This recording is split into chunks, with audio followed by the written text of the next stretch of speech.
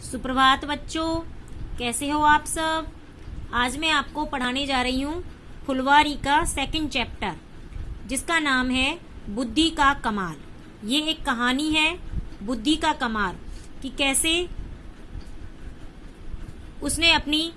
सियार ने अपनी बुद्धि का काम किया था, यानी कैसे अपनी बुद्धि से अपनी जान बचाई थी। तो इस कहानी को देखते हैं।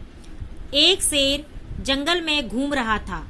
वह शिकार की खोज में था, पर कोई जानवर उसके हाथ नहीं लग रहा था। तभी उसे एक गुफा दिखाई पड़ी। इस गुफा में अवश्य कोई जानवर होगा, यह सोचकर शेर गुफा में घुस गया। यानी एक शेर जो था वो जंगल में घूम रहा था, उसे भूख लग रही थी, तो वह शिकार की खोज में इधर उधर तलाश कर रहा था, लेकिन कोई जानवर जो था उसके हाथ नहीं लग रहा था। तभी उसने क्या देखा, सामने एक गुफा दिखाई पड़ी।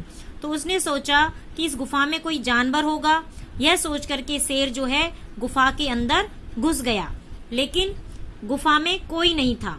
कोई बात नहीं, शेर ने सोचा इस गुफा में रहने वाला जानवर कभी ना कभी तो लौटेगा ही, तब मैं उसे पकड़ लूंगा। अब गुफा के अंदर वो शेर घुस गया, लेकिन गुफा के अंदर कोई नहीं था। तो उसने सोचा कोई बात नहीं, शेर ने सोचा भाई इस गुफा में कोई तो जानवर रहता होगा, इस गुफा में जो जानवर रहता है वो कभी ना कभी तो वापस लौटेगा ही, तब मैं उसे पकड़ लूंगा।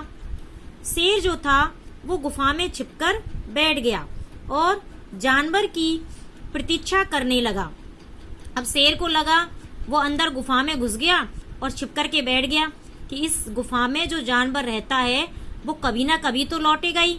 तो शेर जो था वो गुफा के अंदर छिपकर के बैठ गया और जानवर का कि कोई जानवर वापस आएगा उसका इंतजार करने लगा। वह गुफा एक सियार की थी। शाम हुई तो सियार लौटा, पर गुफा के पास पहुंचकर वह अचानक रुक गया। उसने गुफा के बाहर पैरों के निशान देखे। अब वो गुफा किसकी थी? सियार की थी। शाम के समय हुआ तो सियार वापस लौटा, पर गुफा के पास जब वो पहुंचा तो अचानक रुक गया।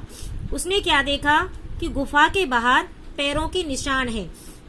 अब सियार को समझते देर नहीं लगी, क्योंकि उसने गुफा के बाहर पैरों के निशान देखे। उसने अंदर जाते हुए तो देखे, लेकिन बाहर आते हुए नहीं देखे। तो बच्चों, आज तक के लिए इतना ही काफी है। धन्यवाद।